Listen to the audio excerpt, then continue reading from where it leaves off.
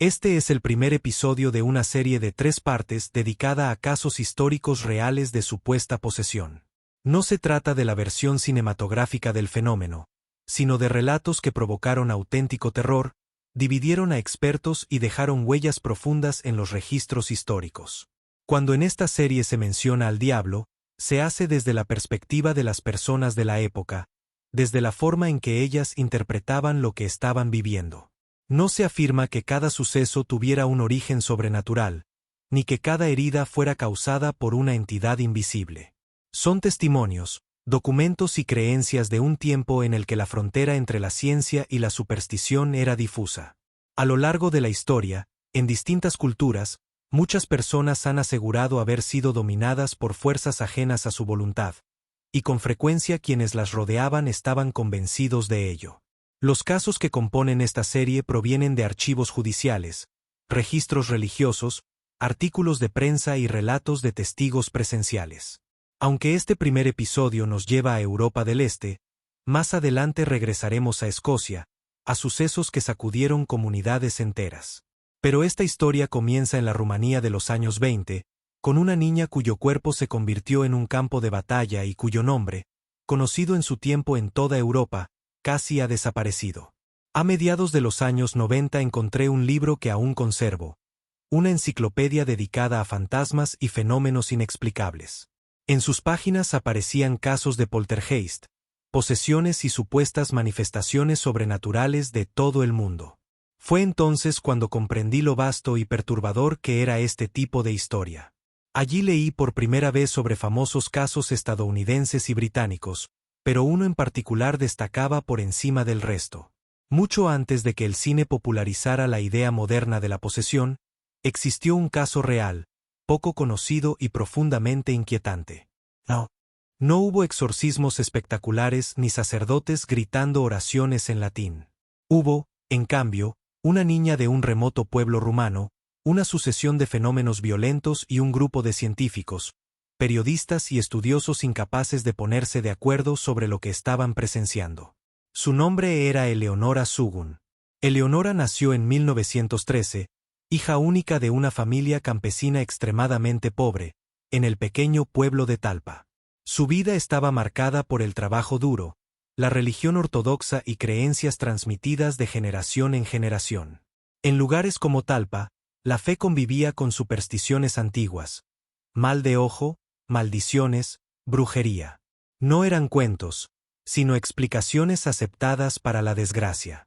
Los primeros sucesos fueron fáciles de ignorar.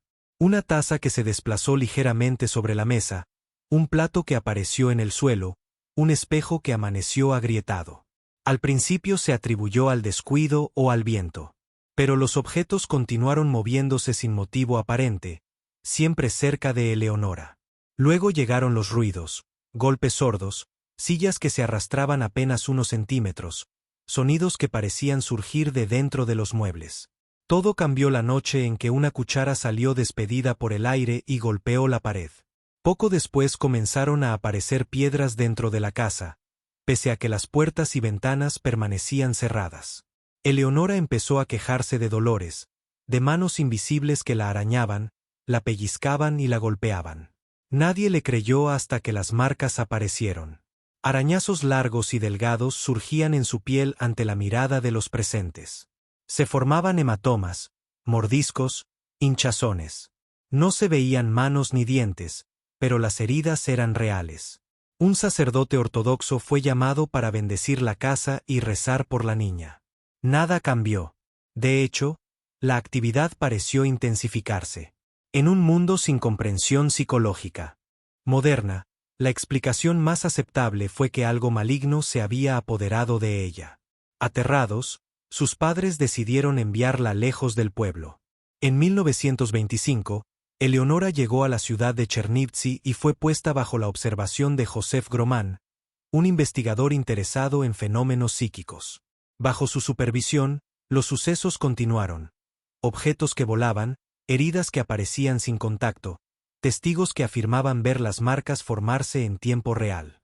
Un sacerdote intentó rezar durante uno de estos episodios y un pesado tintero salió disparado contra la pared, obligándolo a huir.